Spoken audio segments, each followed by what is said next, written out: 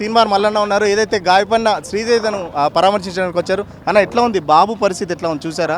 డాక్టర్లు ఏమన్నారు? బాబు పరిస్థితి ఇప్పుడు చెప్పినా కదా, అదే ఉంది బాబు పరిస్థితి. ఆ, బాబు రికవరీ అనేది అంత ఈజీగా కనిపించట్లేదు. బాబు ఎప్పటి వరకు కోలుకుంటారంటే కూడా డాక్టర్లు ఏడాదా రెండేళ్ళ ఎన్ని రోజులు అనేది చెప్తలేరు.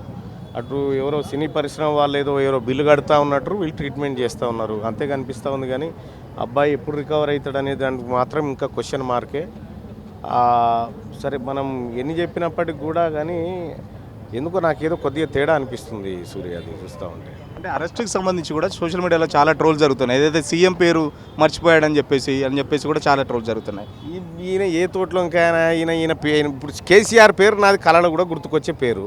పేర్లతోనే ఏముంటుంది సూరి, పేర్లతో ఏముండదు ఆడ.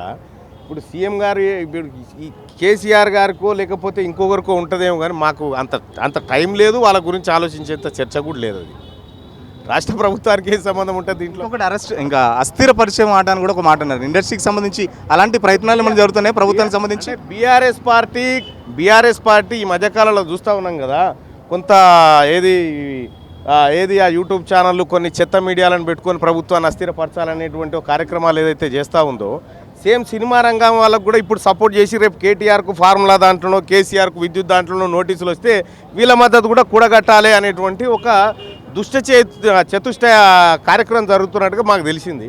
సో ఏదేమైనప్పటికీ కూడా వాళ్ళు ఎన్ని చేసినా కూడా బీఆర్ఎస్ పార్టీ పని అయిపోయింది రాష్ట్రంలో. బీఆర్ఎస్ పార్టీని జోకెట్టోళ్ళ పని కూడా అయిపోతుంది త్వరలో. అల్లు అర్జున్కి సంబంధించి ఏదైతే థియేటర్ దగ్గరకు వచ్చారో పోలీసుల వైఫల్యం స్పష్టంగా ఉందని చెప్పేసి అల్లు అర్జున్ తరపు లాయర్ కూడా హైకోర్టులో వాదించడం జరిగింది. పోలీసులు ఆల్రెడీ పర్మిషన్ అడిగారట, అంటే పర్మిషన్ వాళ్ళు ఇవ్వలేదని చెప్పేసి కూడా పోలీసులు చెప్తున్నారు. అంతవరకే తెలుసు.